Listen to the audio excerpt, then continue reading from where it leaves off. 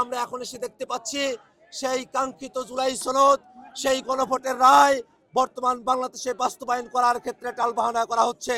47 আমাদের এই ভূখণ্ডের মানচিত্র এঁকে দিয়েছিল, 71 আমাদের স্বাধীনতা অর্জন করেছিল এবং 24-এর মধ্য দিয়ে আমরা নতুন বাংলাদেশের পথে অগ্রসর হওয়ার আমরা সুযোগ পেয়েছি। আজকে স্বাধীনতা দিবসে আমরা যেমন বীর শহীদদের আমরা স্মরণ করি, তেমনি ভাবে বীর শহীদদের আকাঙ্ক্ষিত গণতান্ত্রিক যে বাংলাদেশ, সেই বাংলাদেশ রক্ষার শপথ নিয়ে আমরা অগ্রসর হতে চাই। এই বাংলাদেশের সংবিধান বিদ্যমান কাঠামোর মধ্য দিয়ে পরিপূর্ণ গণতান্ত্রিক ব্যবস্থা অর্জন করা সম্ভবপর নয়।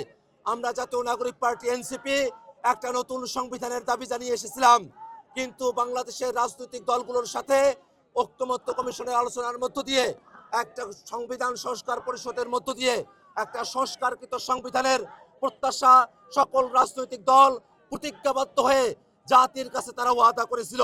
কিন্তু আমরা এখন এসে দেখতে পাচ্ছি সেই কাঙ্ক্ষিত জুলাই সনদ, সেই গণভোটের রায় বর্তমান বাংলাদেশে বাস্তবায়ন করার ক্ষেত্রে টালবাহানা করা হচ্ছে।